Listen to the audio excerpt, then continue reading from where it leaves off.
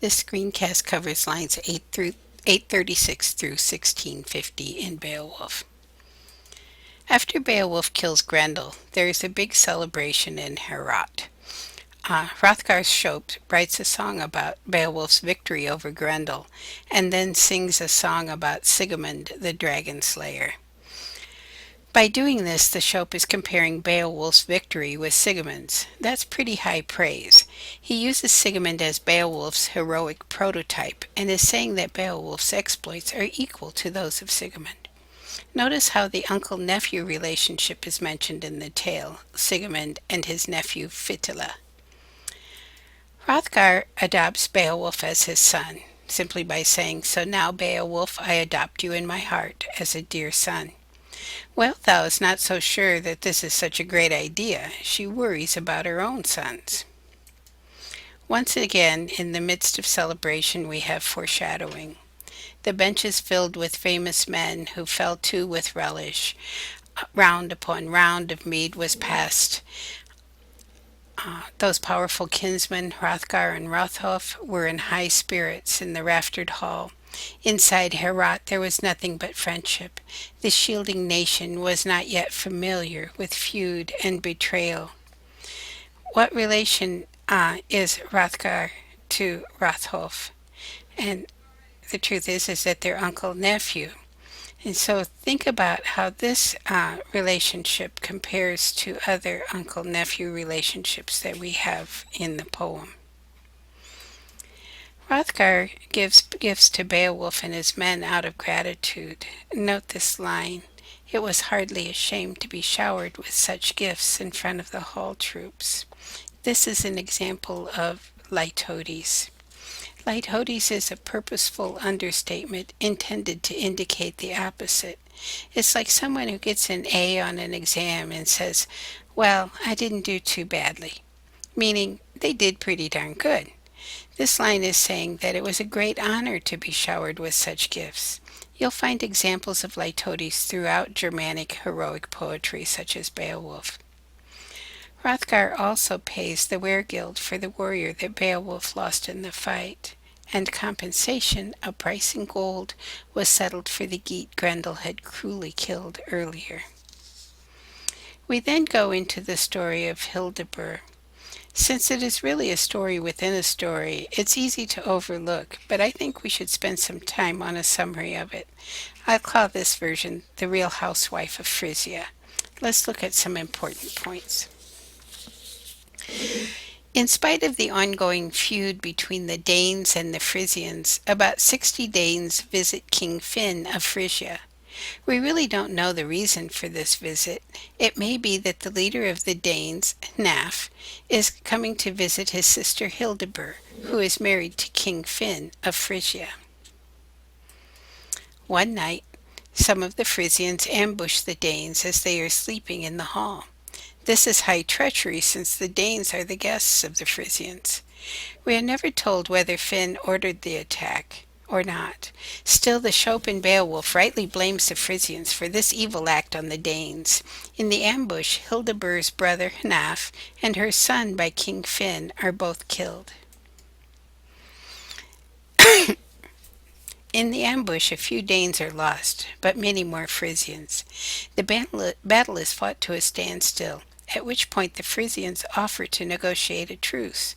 Finn swears to give the Danes equal honor and equal gifts in his hall, and promises the Frisians will not taunt the Danes about this battle so long as the Danes agree to swear allegiance to King Finn. This is a shameful act. The Danes agree. However, this is absolutely horrible in the Anglo-Saxon comitatus sense, because you are supposed to avenge your lord's death, but here the Danes are swearing loyalty to the man ultimately responsible for the death of their lord Hnaf. A funeral pyre is built for those slain in the attack, and Hildebur mourns the loss of her brother, a Dane, and her son, a Frisian. Once again, we have that uncle-nephew relationship. Their two bodies are burned together on the funeral pyre. Hengist is elected the Danes' new leader. The Danes want to leave all winter, but they can't because the weather is so bad for sailing. This is a much repeated truth for these Germanic tribes throughout all the sagas. Finally, the son of a Thane killed in the earlier ambush, Hunlaf's son, puts his sword called Dazzled the Duel in Hengist's lap, demanding vengeance against Finn. This puts Hengist in a prickly position, and he is torn between two loyalties: loyalty to King Finn that he swore, and his old loyalty to his old dead lord Naf.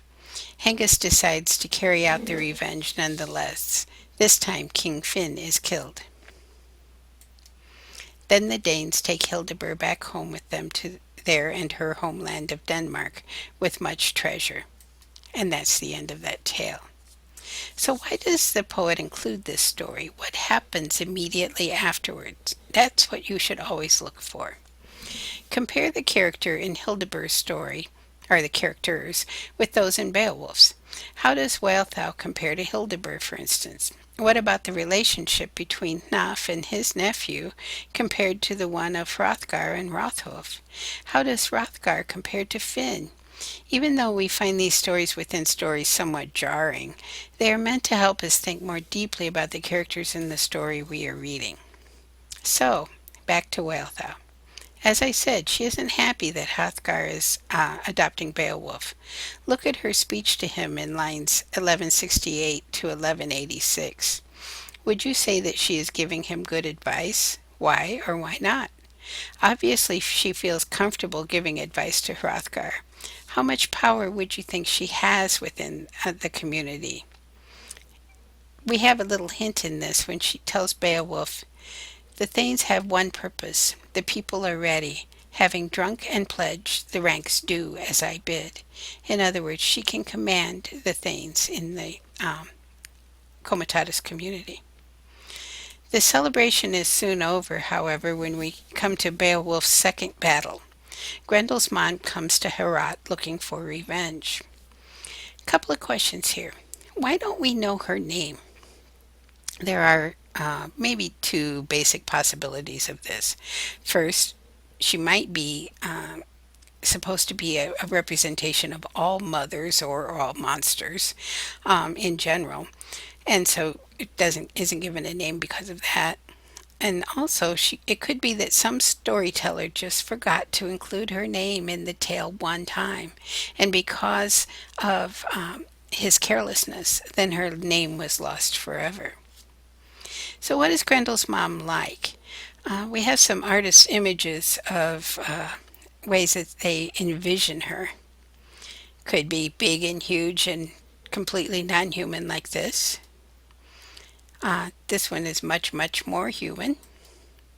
This one is really kind of an old hag.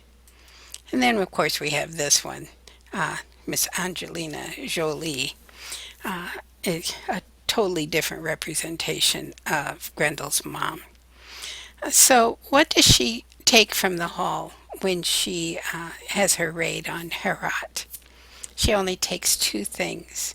She takes her son's arm out of the rafter of the hall, and she takes Hrothgar's favorite thane, Asher. Hrothgar is not terribly surprised at her attack. He says, "He died in battle, paid with his life, and now this powerful other one arrives, this force for evil, driven to avenge her kinsman's death." In other words, Hrothgar is saying that she is acting correctly. She's acting like any mother would in this circumstance. So Beowulf goes to her lair to fight her.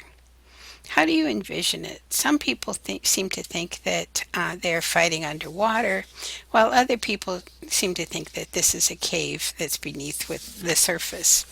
I kind of go with the cave idea myself, although we know that Beowulf can spend a lot of time underwater based upon his swimming match with Brecca. So how is this fight different than Beowulf's fight with Grendel? In this one, he wears armor and takes a weapon with him, Unferth's sword, Hrunting. But like all other swords that he's ever tried to use, Hrunting fails Beowulf. But He is able to kill Grendel's mother with the sword of the giants that he finds in the cave. Of course, her blood is so acidic that it completely eats away the sword blade. So he leaves her lair with two things, just in the same way that she left Herat with two things. He takes the hilt of the sword of the giants, and he takes Grendel's head back to Herat.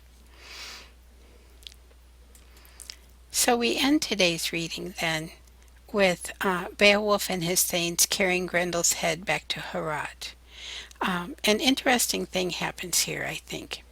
In lines 16, 40, and 41, we are told, "But soon enough they neared the place, 14 Geats in fine fettle." How many men did Beowulf bring with him to Denmark?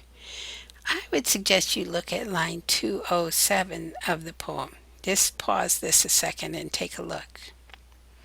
So, one thing died. Why do we still have 14? I checked in the Old English version and found out that in line 207 it says that Beowulf brought 15 men with him.